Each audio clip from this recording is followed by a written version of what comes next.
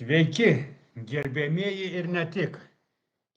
Na, kaip matote jau, esu naujoje vietoje, žodžiu, naujame bute.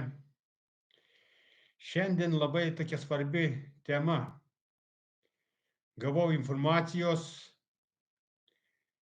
kad Putinas ketina į Kijevą paleisti Arešniką. Žodžiu, planuojama už 3 dienų į Kijevą paleisti Arešniką. Tai šiandien pabandysim išsiaiškinti, kas tas Arešnikas yra. Šiandien padirbau labai daug darbų ir, žodžiu, gavau greitai tokią informaciją, kuri rūpi visiems, aišku. Taip pat, aišku, suspėjau ir į Rusiją nuvažiuoti, nusipirkti telefonui kortelę. Ruošiuosi ir, kad turėčiau ir rusišką kortelę telefono, nes jeigu Baltarusija atsakys, teks važiuoti į Rusiją. Bet reikia būti jau pasiruošusiam, nes aš visą laiką stengiuosi būti vienu žingsniu priekyje. Tai, žodžiu, nusipirkau rusišką kortelę, tik dar nespėjau prisijungti, nes ką tik grįžau, ir darau įrašą. Tai va, kaip ir sakau, planuojama už 3 dienų paleisti Arešniką į Kijevą, būtent į Kijevą. Jau duotas įsakymas ir ieško, į kurią vietą paleis. Kol kas vieta nežinoma, į kokią vietą paleis. Tai žmonės, kurie turite Kijeve artimųjų, jau galit skambinti, atsisveikinti ar perspėti, kad iš Kijevo neštų rūgštį. Žodžiu, situacija yra rimta, nes Zelionka nesilaikė jokių susitarimų, kiti taip pat. Žodžiu, visi varo bačkas vienas ant kito, niekas kaltės neprisiima, visi tik varo vienas ant kito, o kenčia labiausiai nekalti žmonės. Tad jeigu norit nenukentėti, norit, kad jūsų artimieji nenukentėtų iš Kijevo, tai, žodžiu, reikia Kijevą palikti jau. Reikia po 3 dienų planuojamas toks antpuolis. Čia, kaip matoma, po 80-mečio progos iš karto 1 dieną. Gal naktį, čia neaišku, kada bus paleistas tas Arešnikas. Todėl labas, kas prisijungia. Tema apie Arešniką. Į Kijevą planuojama paleisti Arešniką po 3 dienų. Šiandien yra 7, tai 10 dienai greičiausiai planuojamas Arešniko paleidimas į Kijevą. Kas turit artimuosius, perspėkit, atsisveikinkit ir taip toliau. Arešnikas. Kas yra Arešnikas? Arešnikas, visi mano, kad tai ginklas, tai bomba. Arešnikas iš tikrųjų nėra bomba, nėra ginklas. Jis yra tik tai priemonė, kuri gali nugabenti ginklą tiksliai nustatytą vietą.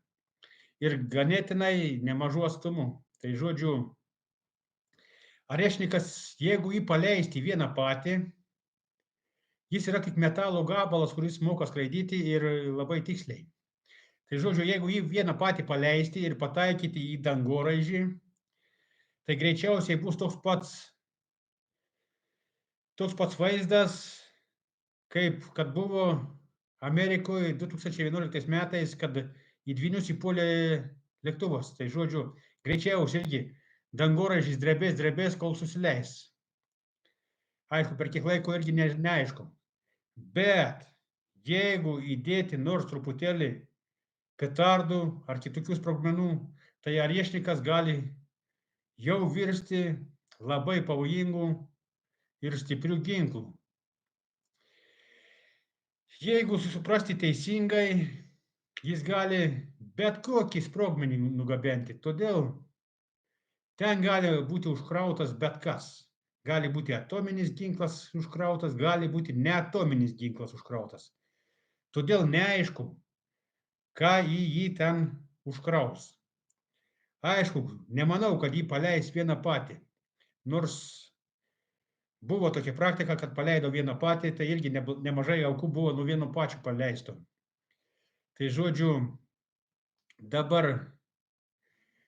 tokių duomenų neturime, kas bus į Arešniką pakrautas ir į kokią vietą jis bus paleistas. Bet kad paleistas į Kijevą, tai jau tokie duomenys jau yra paskelbti viešai ir daugeliui prieinami. Va, tokia ta svarbi informacija būtų dėl Kijevo. Tai žodžiu, kaip matau, lietuviai nesiramina, nepasimoko niekaip. Juk matot, kas dedasi Ukrainoje. Negi jis nori tokio pačio likimo Lietuvoje. Tik Lietuvoje, žinot, nebus tiek ilgai. Lietuva yra mažytė. Lietuva bus greitai sunaikinta, greitai perimta. Todėl netrokškim karo, neremkim teroristų, nepalaikykim karo iš viso.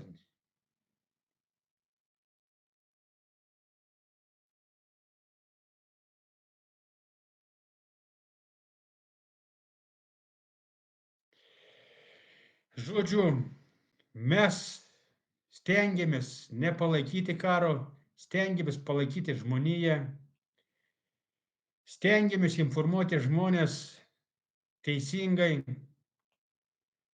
kad galėtų apsisaugoti nuo artėjančių grėsmių. Aišku, kurias mes žinome. Kurių nežinome, mes negalim apie tai informuoti ir apie tai pranešti. Tad dalinkimės visi teisingą informaciją, kad žmonėm būtų nors kažkiek tai laiko pasiruošti, kažkiek tai laiko susižinoti, kaip elgtis tokiu atveju. Nes karas, kai prasidės, visi bėgs, klyks, šauks ir nebebus laiko rinkti informacijos. Greičiausiai nebebus ir interneto, gali būti, kad ir elektros nebebus, gali būti, kad nieko nebebus. Todėl informaciją, aišku, geriausiai žinoti iš karto. Ir aišku, geriausiai būtų atsirinkti teisingą informaciją, nes yra daug neteisingos informacijos, daug tokios, kur skleidžiamas melas toks, kad teroristai yra geruoliai, o gynėjai yra bloguoliai. Tai žodžiu, čia yra sunku atsirinkti žmonėms paprastiems. Nežinau, ką ir patarti tokiu atveju, ką ir besakyti, nes žmonės mano, kad aš esu rusų agentas ar baltarusų, tai žodžiu, noriu pasakyti, kad aš nesu nei tų agentas, nei tų agentas. Aš esu už Lietuvą, aš esu už teisingus lietuvius.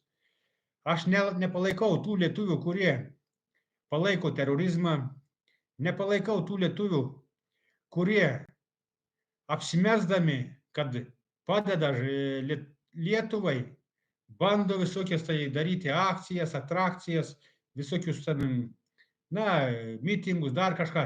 Aš jų nepalaikau, nes jie iš tikrųjų jie yra tik tai taikos drumstėjai. Jie matomai greičiausiai už tą gauna atlygį. Ir dėl to skleidžia tokią informaciją.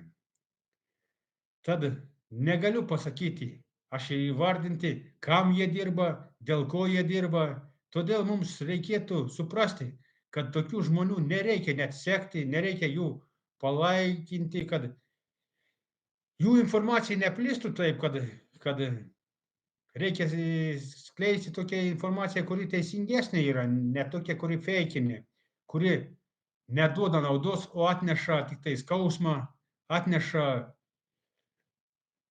negerą energiją. Tai žodžiu, nežinau, žmonės, kodėl jūs einat neteisingų kelių, kodėl jūs visą laiką klystate.